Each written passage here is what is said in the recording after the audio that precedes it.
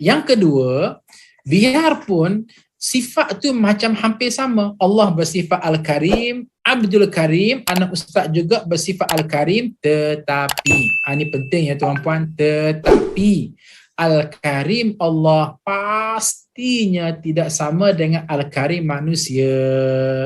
Ar-Rahman Allah pastinya tidak sama dengan Abdul Rahman manusia. Ar-Razak Allah pastinya tidak sama dengan Abdul Razak manusia. Itu wajib kita imani. Inilah yang dikatakan perbezaan. Panggilan nama-nama Allah yang diizinkan berkongsi dengan makhluknya. Allah Al-Karim, manusia Abdul Karim. Tetapi mengandungi makna yang tidak sama. Ustaz, kenapa tidak sama? Kita nampak Allah itu mulia dan si Abdul Karim ini juga kebetulan hasil daripada didikan mak ayah dia juga seorang yang mulia. Habis tu kenapa tidak sama? Simple je jawapan dia, aku nak faham. Allah ketika mana Allah itu Al-Karim, memang Al-Karim daripada Allah kepada Allah kerana Allah dan memang daripada hak Allah Al-Itlaq. Berbeza dengan Al-Karim manusia. Okey, kita kata, oh, Sianu bin Sianu itu Al-Karim, mulia sangat. Kenapa tidaknya? Okey, pantang jumpa orang, dia bagi duit. Pantang jumpa orang, dia bagi bantuan. Pantang jumpa orang, dia bagi hulurkan pertolongan. Kan dia tu mulia tu. Baik. Jom kita exercise berbincang di sini. Kita kata, okey, Sianu bin Sianu tu mulianya dia sebab apa? Dia seorang yang dermawan. Dia memberikan wang kepada seseorang sehingga kita kata dia ni Al-Karim, mulianya dia. Apakah wang yang dia perolehi itu sebenar-benarnya hasil daripada diri dia yang mencipta wang tersebut? Tidak. Dia bekerja keras, dia dapat wang. Dengan wang tersebut, dia infak kepada orang. Maka dinobatkan dia sebagai Al-Karim ataupun Ar-Razak.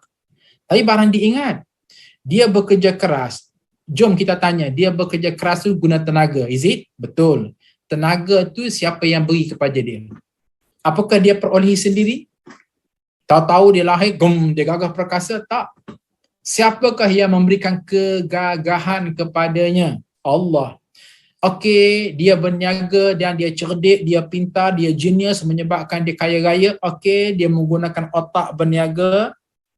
Siapakah yang memberikannya anugerah otak? Allah. Siapakah yang memberikan anugerah cerdik kepadanya? Allah. Siapakah yang menggerakkan neuron-neuron orang-orang yang ada pada otak berfikir secara critical thinking sehingga dia do something untuk dia create business dan menjadi seorang yang kaya raya yang dengan itu dia memberikan infak kepada orang sehingga dinobatkan sebagai Ar-Razak ataupun Al-Karim. Allah, Allah, Allah, Allah. Maka pada masa itu Al-Karim, Ar-Razak, Al-Alim, Asy-Syakur yang dimiliki oleh manusia itu pinjam-pinjaman, bukan mutlak.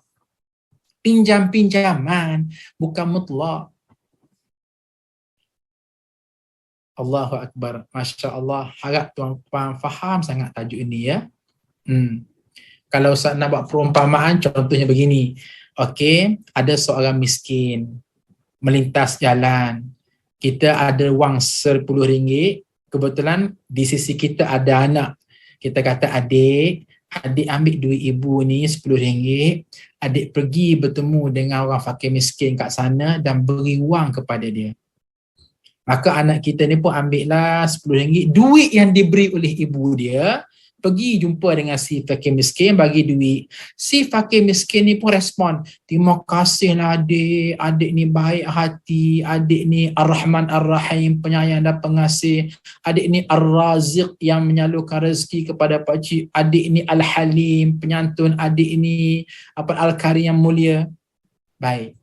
Kepada orang yang melihat secara sepintas lalu, memang si budak yang umur 10 tahun je lah, yang umur 7 tahun je lah. Tapi sebenarnya siapa yang mulia? Bukan si anak tu. No, si ibu tu. Duit-duit si ibu. Nah, si ibu juga yang educate anak dia supaya menjadi seorang Al-Karim. Maknanya kita jangan terlupa hijab bahawa si ibu sebenarnya. Demikian juga Allah Azza wa Jalla. Masya Allah, Al-Karim manusia tak sama dengan Al-Karim Allah. Al-Karim manusia hanyalah menyambil-nyambil. Hanyalah bayangan-bayangan. Yang sebenarnya ialah Al-Karim Allah Azza wa Jalla secara mutlak. Allahu Akbar. Nikmat dan seronoknya kita belajar Asmaul Husna kan, makin dekat kita dengan Allah, makin kasih kita dengan Allah, makin sayang kita dengan Allah, dan makin tahu harga diri kita. Makin tahu harga diri kita. Maka kita fala tuzakku anfusakum. Tolong jangan angkat diri sendiri. Aku ini penyayang, aku ini pengasih, aku ini seorang yang penyantun. Tak, ini semua adalah hasil daripada anugerah Allah kepada kita, maka berlapik-lapiklah bicara kita.